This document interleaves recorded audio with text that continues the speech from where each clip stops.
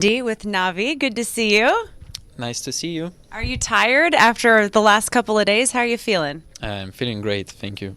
I noticed your family's here. They've been roaming around. Are you excited to see the documentary, and how are they feeling about seeing it as well when we show it tomorrow night? Oh yeah, we're all pretty much excited to see it actually. Yeah. Do you notice how much the crowd goes nuts for you and Navi? Do you feed off of that energy pretty well? Yeah, it's pretty amazing. It's a great feeling. It's just you can't find it anywhere else. Yeah. Well, we're excited to have you in Seattle. What are your thoughts going up against TongFu? Oh, we have a lot of thoughts. Yeah, we have a lot of different plans how it will go, and I hope you will enjoy it. I think we will definitely. Yep. Thanks for chatting with us. Good luck, Dendi. Thank you. Clement Ivanov, Puppy, Estonia, Tartu. Alexander Dashkevich, Hvost, Kiev, Ukraine. Kurozale Takhazomi, Kuroki, Berlin, Germany. Gleb Lepatnikov, Fanik, Kharkiv, Ukraine. Данил Шутин, Дэнди, Львив, Ukraine. Navi, 2011 champions, and they've got a run to the finals here, and they could do it. We'll see if they can. Got to take down their first opponents, though, in just a moment, which will be TongFu in the best of three. Hvost, Kurokai, Puppy, Dendi, and Funnick. So it is a slightly different team, but they've got some of the cores still in there, and they're very scary. You know, the Navi story hasn't really come up a lot because obviously they played on the first day. They did have all yesterday off, and now they play today. So they should be really well rested and also well prepared. What do you think they're going to bring to this match? A little stat on Dendi, whenever he says in a pre-match interview, when he says, I hope you'll enjoy, that means they're going to pick Pudge. Wow. Yeah. So I'm expecting a Pudge to be picked in this series. Navi likes to play aggressive, and they don't mind putting on a show despite playing with everything at stake, basically. And they've been down this road before. They've won TI1 with the Pudge pick. They've played Pudge at TI2 as well, and they went into the grand final. I think we can very well expect the Pudge pick to come out of them. It wouldn't surprise me the least bit, the way they utilize it, and I'm just very excited about this matchup. TongFu was my favorite team from China going into this tournament, and I'm gonna have a really hard time predicting a win on this. I mean, along with the Pudge, they utilize Potom a lot on Funnick too. Funnick usually does this trick with the Ancients where he buys Quelling Blade on Windrunner, Priestess of the Moon. I think he's even done it with Tinker, perhaps, and just jungles at level 1. Sometimes he goes on the Dire side, he cuts the trees on top of the cliff in the middle camp, and on the Radiant side, he cuts the trees around the Ancients and creeps those. And a lot of teams have been trying to mess with them because 3 heroes can easily zone them out in the lane, but it's really difficult to contest that sort of position. You have to like run uphill most of the time, and then your mid hero can rotate. And we've seen teams try and ward it, but Funnick still usually tries and find some sort of farm. So I hope that TongFu has a solution for this. Bruno, what can you tell us about Navi so far? Well, we were talking about Dendi so far. We had an interview with him, and I decided, okay, this player is kind of good, right? So I'm going to check how good he is. And just to give you an idea of heroes in general, the hero with the highest global win rate in the game in all professional tournaments is Wisp with 59% win rate. So 59% of the time Wisp wins. So I got Navi's all of the heroes that are above 20 games. So he played 20 or more games with. We have Puck, 84% win rate. Queen of Pain, 74% win rate. Templar Assassin, 75% win rate. Patch, the fan favorite, 77% win rate. And he's really a noob at Storm with only 73% win rate. Those are his heroes. Those are the heroes he normally play. How do you beat the odds when he's so good?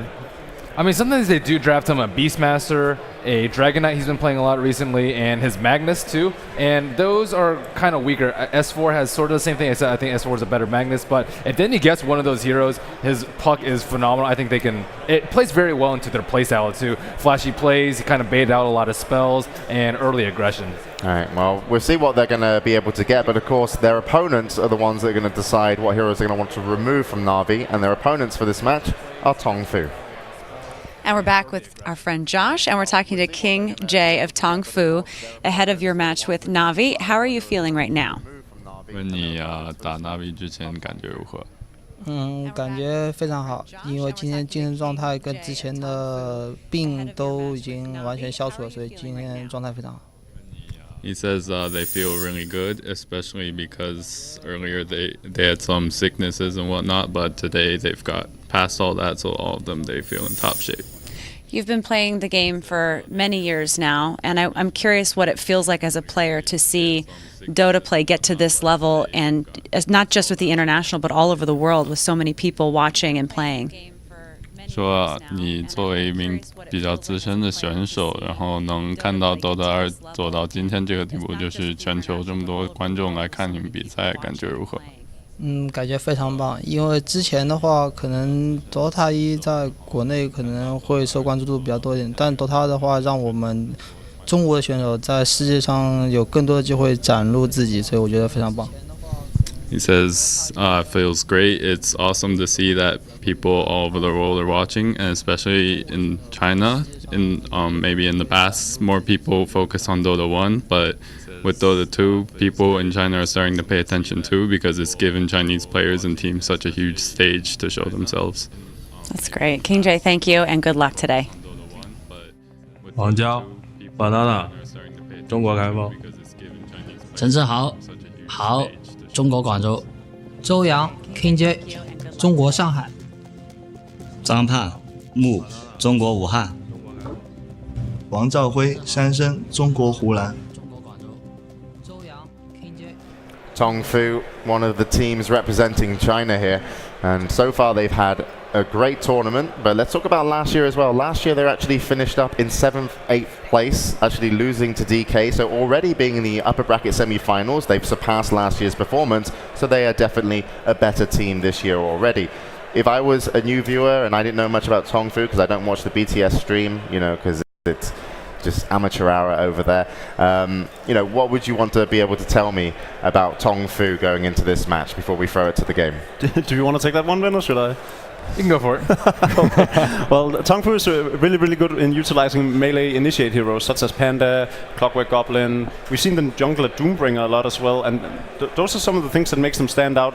They really, really want to put on a lot of aggression. We've seen a lot of these Chinese teams put a lot of emphasis on melee strength initiators, and that's something TongFu just does really well. Okay. Well, that's sums it up pretty nicely for us, because actually the bans and picks are already on the way. So we're throwing straight to the game. So this is the other upper bracket semi-final match. The winner of this will play Alliance. That will be, I believe, for tomorrow. But it's a huge game. A lot on the line. It's a best of 3. It's TongFu versus Na'Vi. Best of luck to both teams. Over to the hall for the game.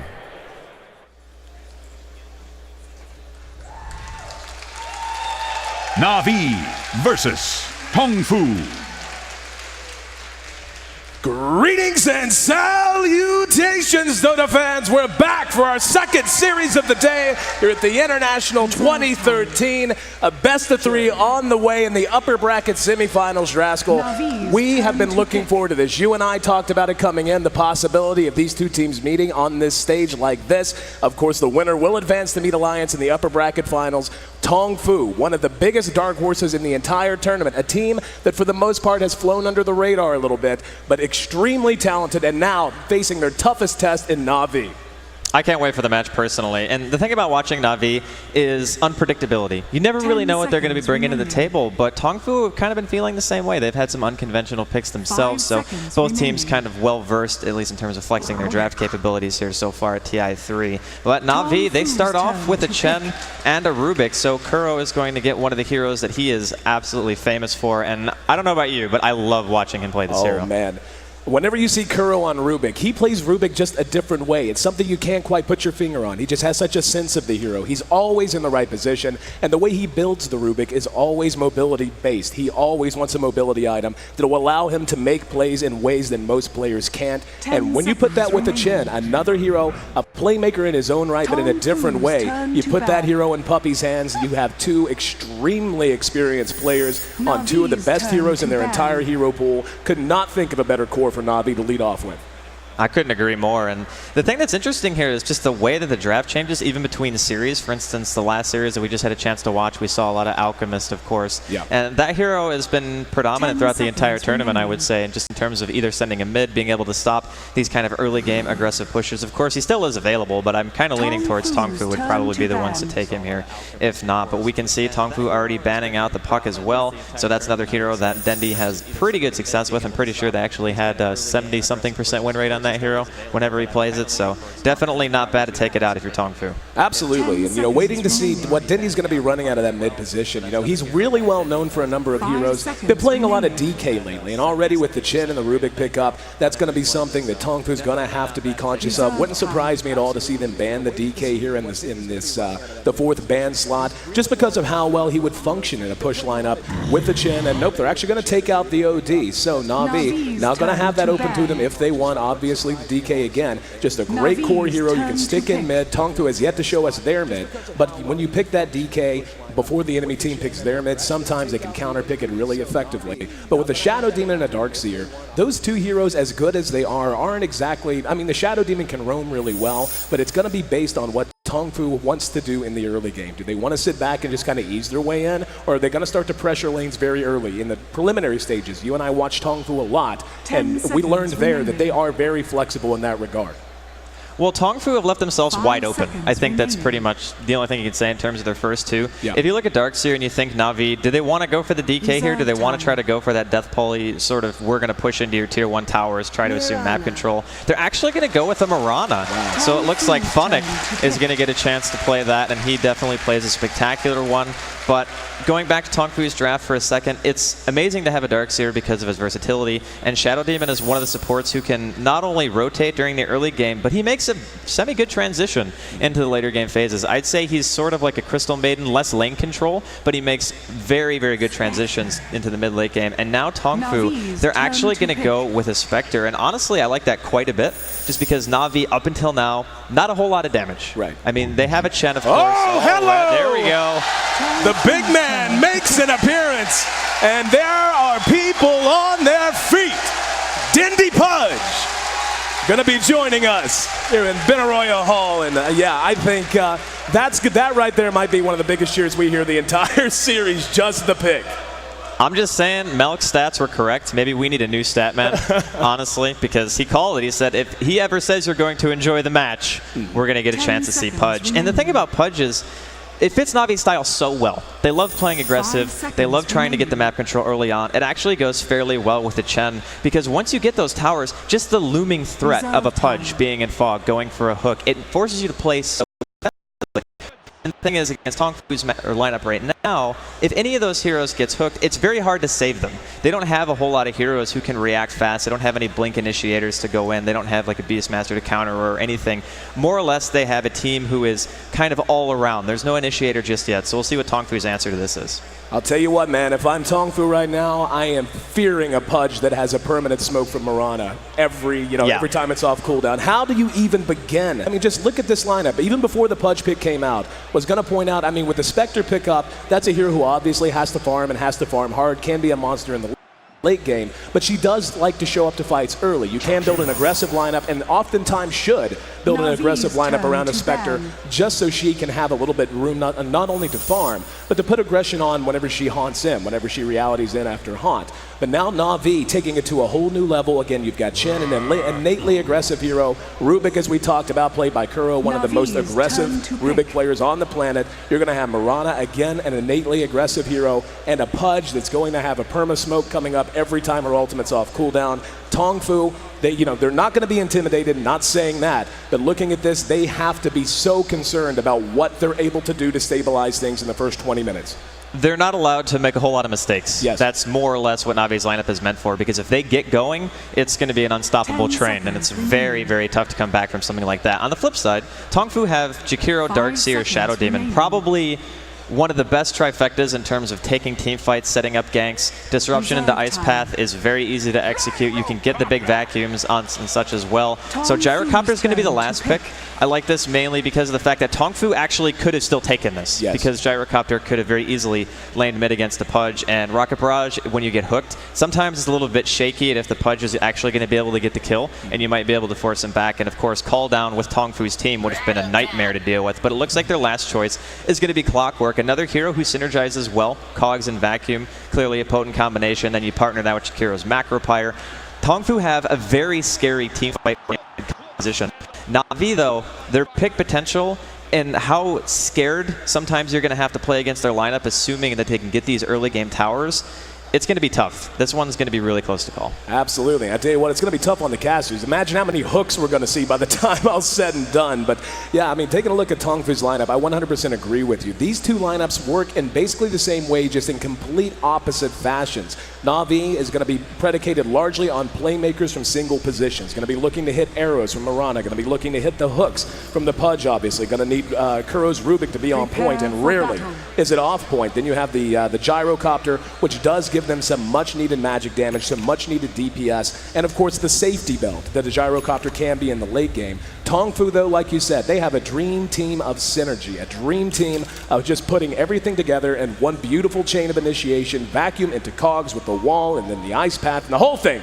And if they can make that happen against Na'Vi, they're going to be able to take these fights very early as well. So this is a game that is either going to go very, very, I would imagine it's going to be a game that's going to go very, very late, or we're just going to see one team get rolling and the other will have no chance to recover. Looks like both teams are going to be occupying different parts of the map to begin. So we'll go ahead and run through our lineups. No surprise to see Puppy here on the Chen. Going to have Gyrocopter played by Havost, as mentioned. Kuroki on the Rubik, one of his favorite heroes. Phonic, of course, a phenomenal Mirana, will be handling her this time. And then the Pudge, gonna be handled by Dindy. On the other side of the river, we've got Hao playing on our Spectre the Darkseer, gonna be handled by King J. Saw him in the interview earlier. San Sheng will be playing our Shadow Demon Shakiro, played by Banana and the Clock. The other guy with the hooks, gonna be played by Moo. The horn sounds, and we're underway for game one of this best of three semifinal upper bracket matchup. TongFu taking on Na'Vi. I can't wait, man. I honestly can't wait. Every time I get to see a Dendy Pudge, you gotta love it, right? So TongFu, during the early game, obviously looking to be as stable as possible, but they have a perfect lineup to do that. And obviously, Na'Vi are not contesting the top lane right now. Phonic is cutting down pretty much every tree because he doesn't like trees, I guess, and he, of course, is doing the Ancients. So it's going to work out pretty well for him. It's not ideal, but it's pretty much the only thing he can do. I think that the Gyrocopter pick, after thinking about it a bit more, it's even better than originally thought because it's one of the only heroes on Na'Vi who actually makes a BKB. And against TongFu, you kind of really want a BKB against their Wombo combo style of play. And mid, we're going to have Clockwork versus the Pudge. This one's pretty even. The thing about melee heroes, that we just saw it right there, is the fact that Cogs is very, very annoying for Dendy. So I think Moo might actually be able to edge him out. Yeah, this mid matchup's really interesting because these are two heroes who obviously want to get does have some laning troubles against a lot of popular heroes that often wind up in this mid. And we can see San Sheng is here now just to help Moo out, just to try and keep Dindy down a little bit more than anticipated. Phonic, as you mentioned, he's doing his thing on the Priestess right up on the edge. But a Clockwork, and we talk about this all the time when you see a Clock. Very often the hero winds up in an off lane. He can be very relevant so long as he does get active and is able to catch up in levels and gold eventually. But when he gets a mid matchup like this where he's actually going to be able to get some early farm, he's actually going to be able to get a very quick 6, he's going to have the option of staying here a little bit longer. Basically, I would imagine he's going to base his rotations almost entirely on when the Pudge decides to start roaming around as well. So he's going to be in a great shape to counter-initiate, not just on the Pudge, but on the team as a whole. So without a doubt, TongFu is not going to be completely broken up about the way these lanes have worked out. They have free farm just the same as Havost. And especially with a Spectre late game, it's very, very scary because at some point, those Haunt illusions are going to do absolute work to heroes like Chen, the Rubik especially. They don't have any innate escape mechanisms, and it gets to a point where just the Haunt itself can almost kill a support. So depending on how good a farm the Spectre is going to be getting in the top lane is going to be extremely important. And of course, you can say the same thing for the Gyrocopter. And Gyrocopter is more of a mid-game fighter. Nowadays, Spectres build for mid-game, but I think their innate ability isn't as good as what a Gyrocopter brings, especially with things like call downs. So we'll see how aggressive TongFu want to play it. They have the capability of doing both. That's what makes their team great, and we are going to see a smoke mid. There's the cogs go down. Kuro's going to be there as well. There's Mu, the dual breath, catching him out, and Dindy draws first blood as the rest of the team arrives. Sanxing trying to make a run. There's a leap from Funnick. Funnick pursuing out. Ice Path misses. Dindy has a hook in 2 seconds, disrupts himself. Very well executed from Sanxing. Now the dual breath onto Kuro, slowing them down as they retreat. Looks like things will stabilize. Was just going to mention, with so many heroes hanging around for Na'Vi, and you knew that they were going to take a shot at Dindy sometime very soon, whenever you just have how effective these gankers are in the Jakiro and in the Shadow Demon. Knew it was coming, but first blood goes the way of Na'Vi.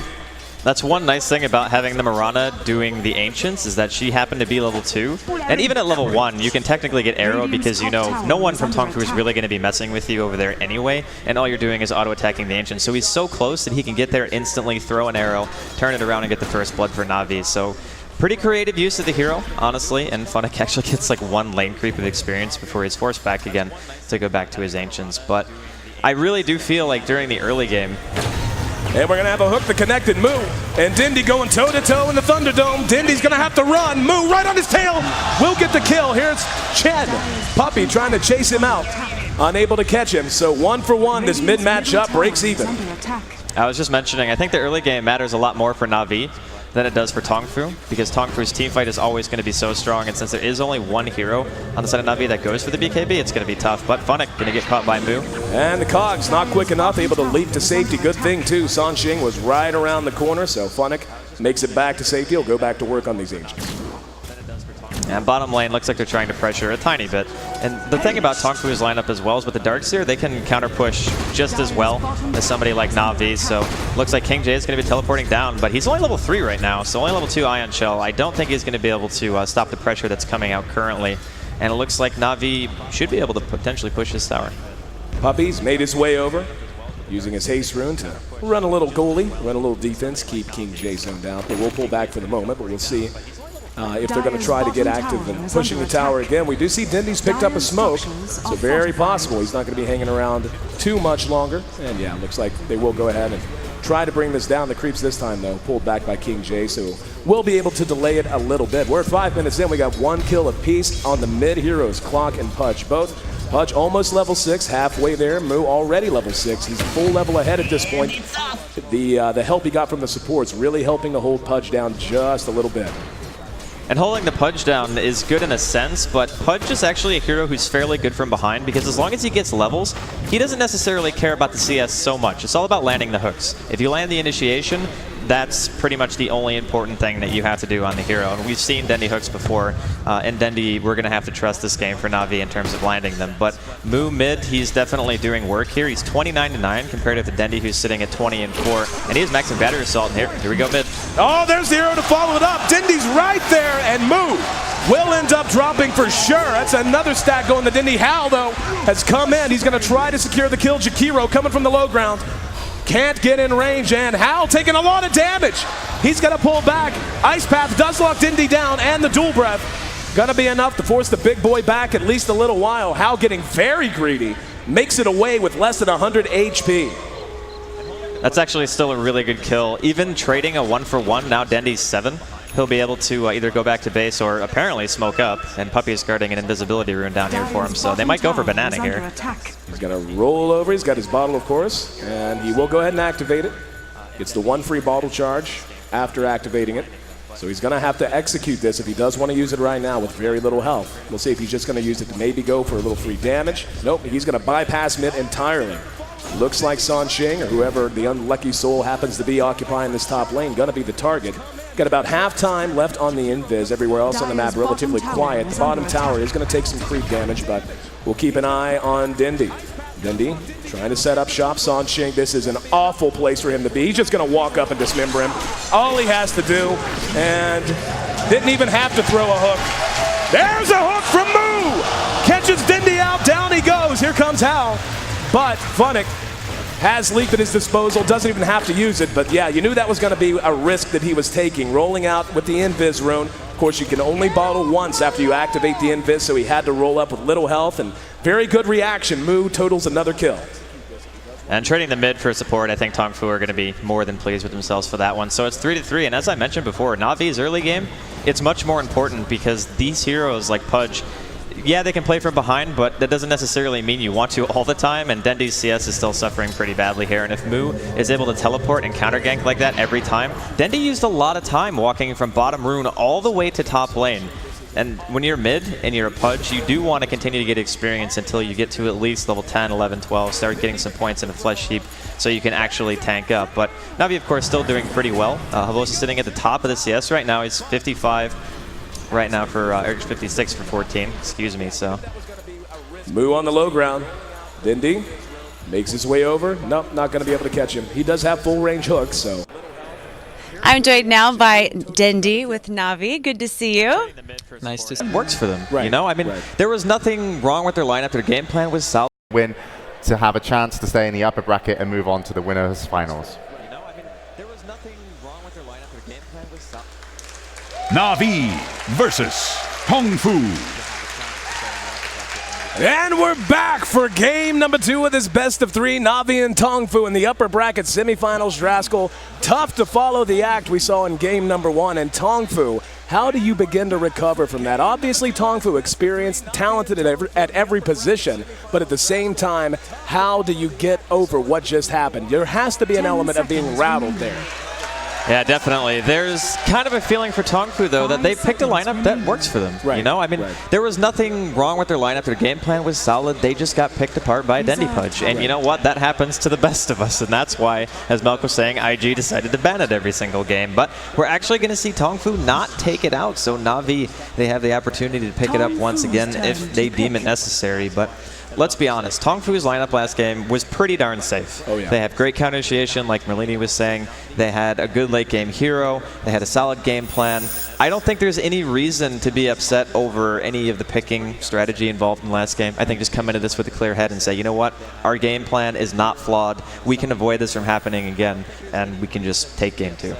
Well, we can already see Navi foregoing the Pudge pick, not banned out in the first 2, so TongFu might be scared of it, not that scared of it, but grabbing up the Chen and the Visage, 2 very solid core heroes. We saw some great play out of Puppey. You know, it's easy to get overshadowed whenever you have a Dendi Pudge on the map, but Puppey played phenomenal. He was there, his control was there, his micro was there. He wasn't needed quite as much as he might be in other matches just because of the standout performance coming out from Dendi, but now pairing the Chen up with the Visage, going to give them a lot of mid-game punch, and a lot of ways they can build around that. You can build a team fight sort of a team around that if you want to do so, or you can just build a straight up push lineup around that if you want to do so. So the presence of both of those heroes on the map, so hard to deal with. TongFu leading off with the Darkseer, no better core to get things going. We'll see what they want to pick up in second position. That's gonna be an anti-mage.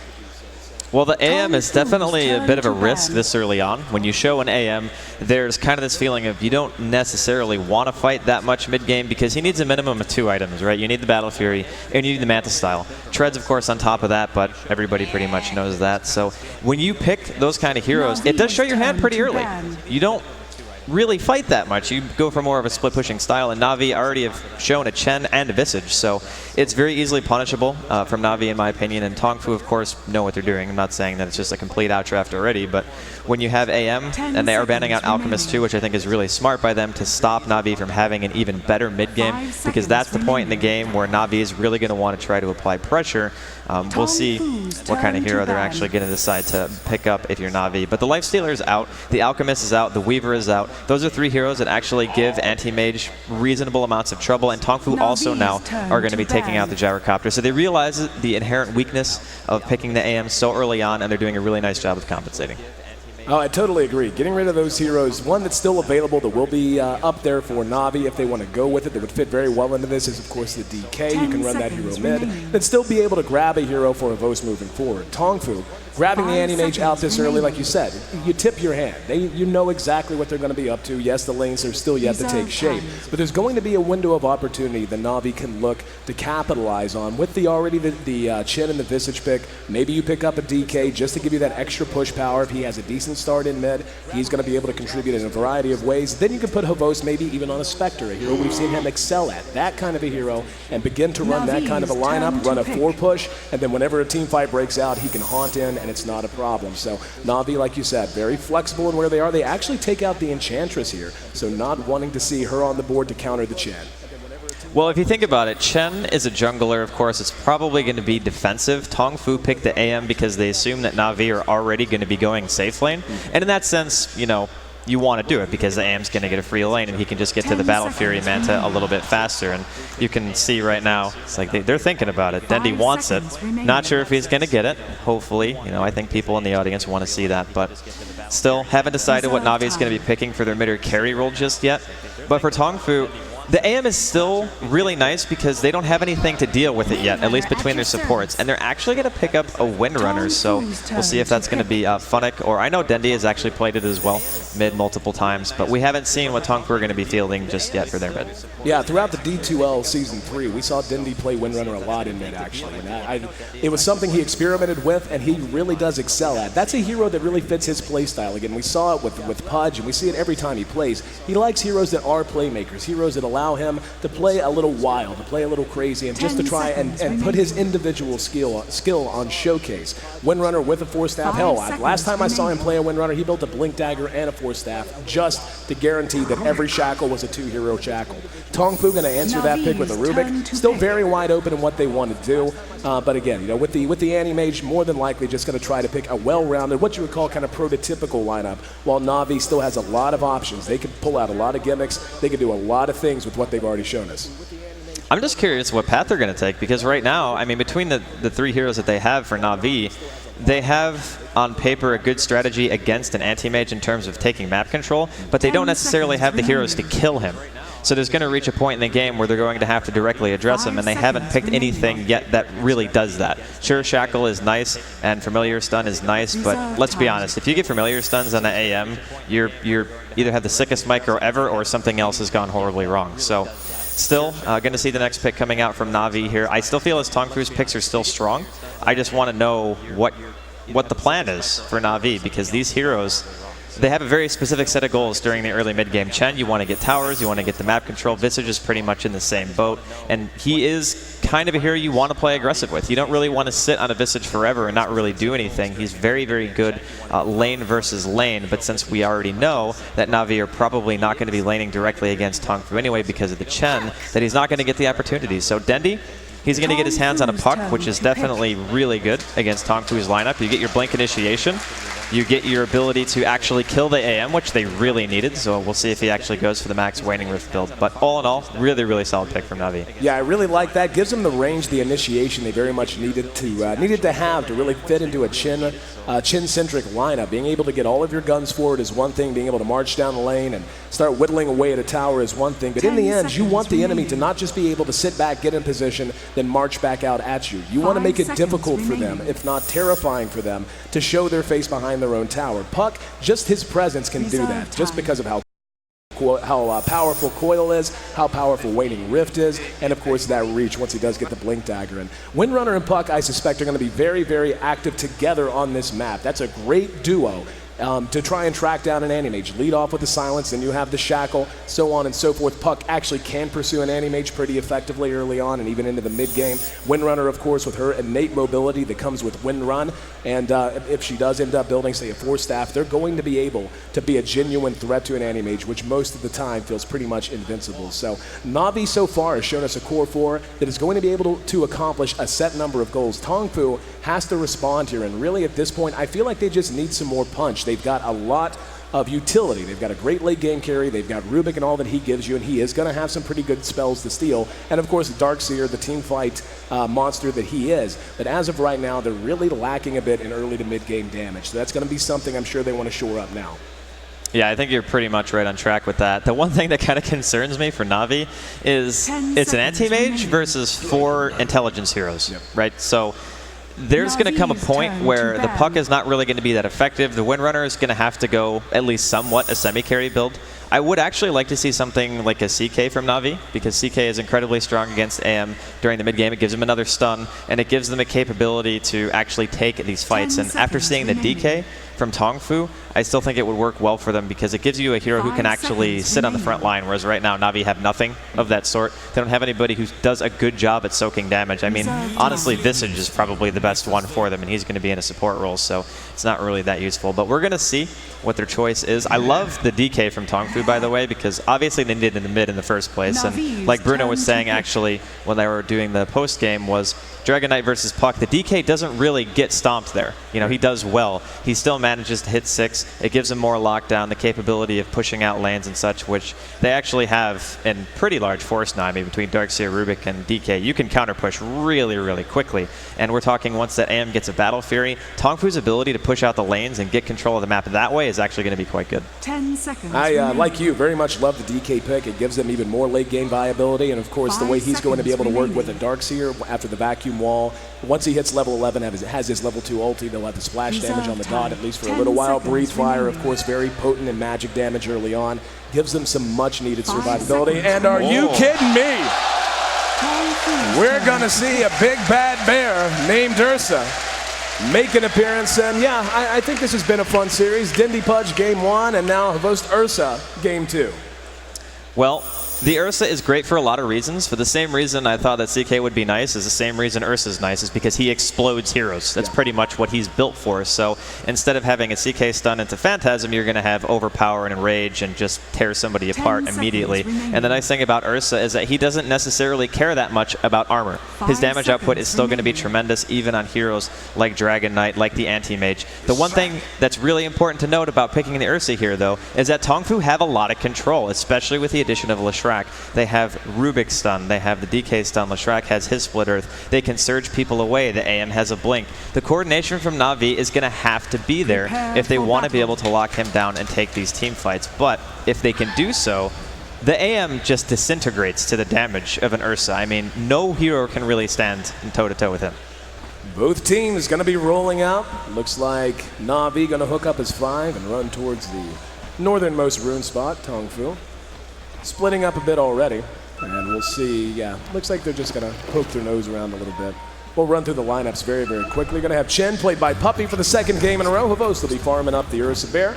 We're going to have Dindy playing on Puck, no surprise there. We're going to have Kuro playing on the Visage, and he's actually just about as good a Visage as he is a Rubik, by the way. And of course, Windrunner going to be handled by Funnick. On the other side of the room, we got Hal farming up the Anti-Mage. Darkseer, the Great Crusader, going to be played by King J. Rubik going to be handled by San Ching. Dragon Knight played by Mu. And Leshrac going to be handled by Banana. So I'm interested to see how the lanes are going to take shape here. Typically, a lot of supports walk around, they ward together just to prevent, you know, level 1 skirmishes and giving away first blood or anything like that. But Puppy is still kind of sitting towards top, could just be scouting out the rune. I still have a feeling they're just going to go defensive because you can't really afford to put a Chen in the aggressive jungle with a Rubik and a Leshrac, because if he gets caught, he could very easily just die in that position. So I'm assuming that we're just going to see a typical tri-lane dodge. But this, for me, this is Na'Vi's mid-game to take. That's pretty much where you want to make your stand. You want to get the Ursa, perhaps a Blink Dagger, Phase Boots. You can even get Roshan if you're lucky enough to get the Tier 1 mid and the Tier 1 bottom and take it away from TongFu and manage to do well throughout the early and the mid-game. So for them, it's all about execution, just like it was in the last game. Probably not as bad. When you have a hook and an arrow, it's a little bit, I think, harder and more pressure than the lineup that they have this game, but still, they do have to execute here. And Funnick going to be going to work back on the Ancients, using the Quelling Blade to clear out the trees. Like you said, will be a straight-up dodge, so most of the action will be taking place here in mid. So let's break down this matchup a bit. Now, something that Moo's got to be very, very conscious of. As soon as Dindy hits 6, he's going to have supports rotating the mid to try and gank him off of a coil. There's just no ifs, ands, or buts about it. So right now, as you said, and as Bruno had talked about, you know, as good as Puck is and as good as Dindy is on Puck, this is not a lane that Moo should flat out lose. He will be taking some damage, will be having to bottle crow and so on and so forth. But he's going to get the start he wants, which makes it all the more important for Na'Vi to begin prioritizing that lane when they can. Now, the movement of Puppy is going to be a major sticking point early on. How early is he going to try to make a run at mid? Is he going to try to make a run elsewhere? Is he going to just sit and try to rush up a quick mech so they can get things going with the Ursa after some good free farm down here from at bottom for Havos? They have many, many options. But again, Mu on the DK, you don't want a DK getting too good of a start. Don't want him getting a quick BKB or a Shadow Blade. I think going for the quick Tier 1 bottom is okay if you're Na'Vi, because like you were saying, when Dendi hits level 6, they can kill Mu very easily. You know, you just drop the coil, you have a smoke up behind, your Chen's there, your Visage is there. It's more or less a free kill because of how much burst damage you have between those 3 individual heroes. So we'll see if that's going to be their choice. I think likewise, just holding the tower for a while and getting Havost up that quick blink, or Vlad's whatever choice he decides to make, is equally as good, just to make sure that you can stay in range to do the damage that you need to do during the early game skirmishes. But more movement out of TongFu, kind of just babysitting this double damage here, and they're looking for Funnick. They know that he's doing the Ancients again, and this is something that they pretty much always do when they give him heroes like this. But no, looks like Banana and Sansheng aren't actually going to walk that way. Or maybe they will. Yep. DD found, Sansheng going to be spotted by Funnick. They did have